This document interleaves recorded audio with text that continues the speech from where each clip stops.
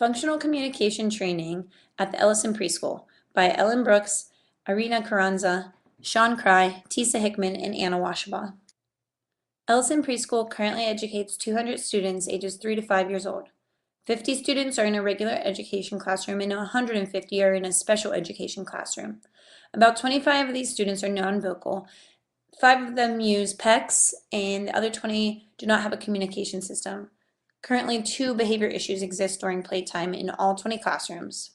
Those behaviors are fighting over toys and tantrums. Often, physical aggression is seen in fighting over the toys.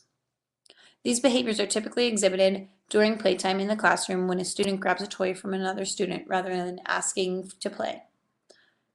This training video will teach you how to intervene with the problem behaviors, specifically when they arise during playtime. The intervention that we will use school-wide is functional communication training. Functional communication training, or FCT, is an effective intervention for decreasing inappropriate forms of communication and increasing appropriate forms of communicative behavior in individuals with disabilities. When individuals do not have a functional system of communication, they often resort to challenging behavior in order to communicate.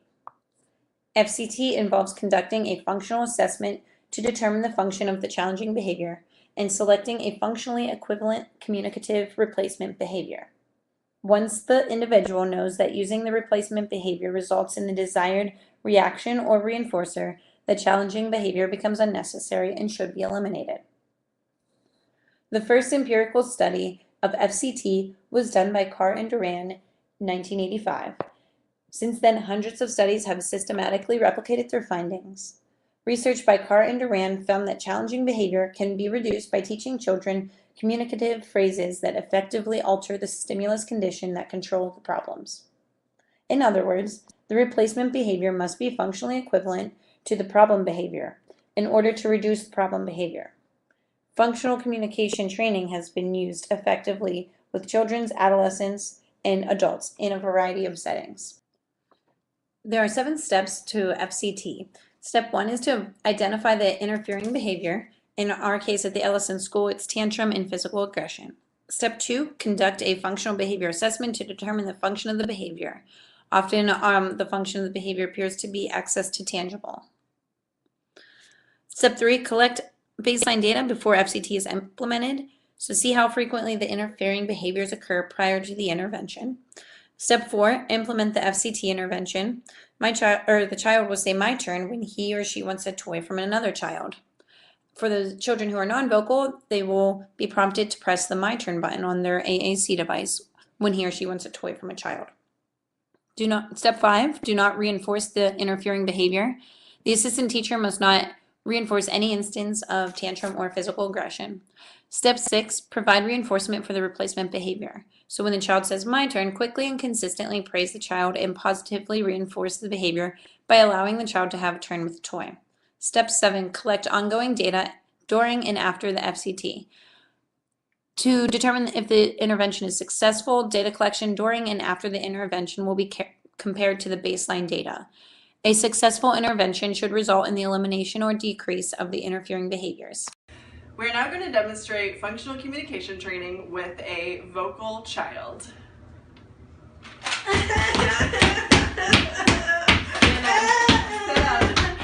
Okay, you can say "my turn." My turn. Nice job sharing, guys. Okay, now we're going to demonstrate functional communication training with a non-vocal child. Anna, you can sit up. Hey, look, you can say "my turn." My turn. Good job. Nice job sharing. We will need an AAC device for all students who are non-vocal. We will need a computer. We will need to analyze the data, so we will need some sort of graphing software. We will need tally counters to see how many times tantrum and physical aggression occurs. Also, we will use these 3 data sheets, the baseline data sheet on the left, in the middle, the FCT data sheet for children with an AAC device, and on the right, an FCT data sheet for children who are vocal. The school-wide plan is to identify teams for implementation. Also, BCBAs will provide training on the use of FCT, as well as instructions on using the AAC devices to staff during a regular scheduled meeting roughly a month previous to the beginning of the school semester. A parent meeting will be held shortly after the initial staff meeting. FCT will be implemented at a Tier 1 level as it is school-wide. However, since the students are divided in a classroom, FCT will mostly be primarily taught at a Tier 2 level.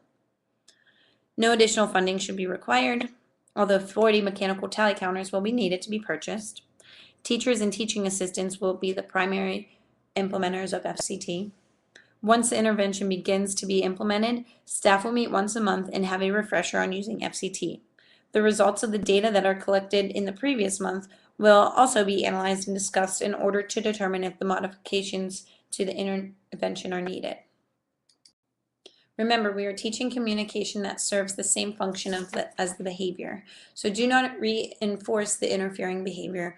Reinforce the replacement behavior quickly and consistently. The new communication skill saying "my turn" needs to be easier, quicker, and more reliable than the problem behavior. Thank you for watching our presentation.